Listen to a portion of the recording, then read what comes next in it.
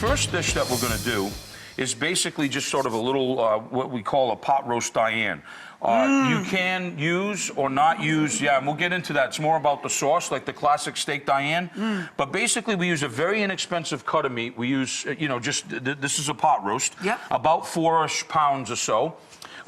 Basically, what I like to do is I'd like to just sort of take a paring knife and sort of make these slits. Don't be afraid of it because of the tissue. We take these garlic slivers and then we just through it. It'll be scented with the garlic all through. Oh yeah. So we're just gonna kind of do that. Here, I'll take some and help you out there. Get them in there. I appreciate it. So then what we'll do is now, once that happens, we have the slow cooker that's been getting hot now for 15, 20 minutes. Right. Most of them are programmed that way that you can actually do a sear. You can actually saute inside of your slow cooker. You can actually get a little color right in there. Exactly. Right. All right, so a lot of these garlic cloves in there, and then what we're gonna do now is very simple. Yeah.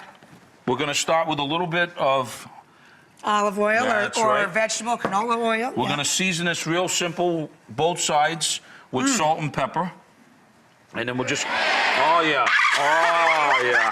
They scared me. I like it.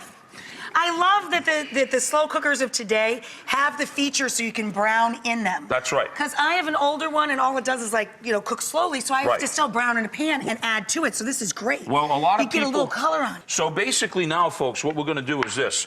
I have onions, you could use shallots, I have carrots, I have potatoes, whatever you wanna sort of put in here as, throw right down on top. Firm vegetables.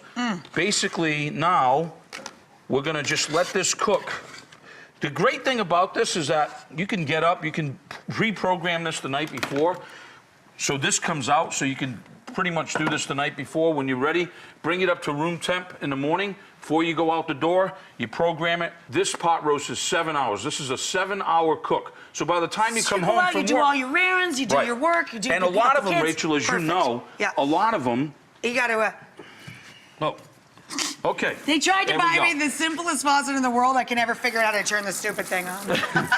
All right, so what we're gonna do now is we're gonna let this baby cook, like I said, about 7 hours. Right. Here's the difficult part that comes up, and it's obviously not difficult, is the sauce. So what we're gonna do is we're gonna take some brandy. Again, this is optional. Not for me. No, yeah. Worcestershire sauce. You wanna just get a little... Worcestershire with... I do too. Beef stock. Easy, yum. Almost the whole container, or about the whole container right there. And then what we'll do is some Dijon mustard, and then just for a little acid, we're gonna use the juice of a lemon. So we're gonna stir that. I love that balance. Yeah. So we stir this in, we pour that right in. Right down over. Right. So as this cooks about 6 hours, folks, then what you're gonna do is you wanna put this gravy, this Dianne sauce over it. God, that smells good. And you cover it again. If you like herbs, you can put herbs, you can do whatever you want. And then basically, as this thing cooks, you have the juices. You have all the drippings there, yeah. You have all the drippings. We have a fancy thing called beurre Marnier, which is basically a cold roux, which is pots of butter and flour. There's one already cut together, great. So that gets cut in there, and then basically, as that cooks, watch this. Look at this pot roast right here. You see that? Look at it fall apart, man. Look at that. Look at this. It's just falling apart. You don't even need a knife. You could just, look, just touch it. Just touch it with your hand. It falls right apart. Beautiful. And then, when the sauce is done, whatever. So you put in the raw roux, you cut it together, almost like you were making pastry. And then what I like to do is take the carrots and whatever, serve them up onions, on the side. And put it right on the side, and it's a done deal. Easy.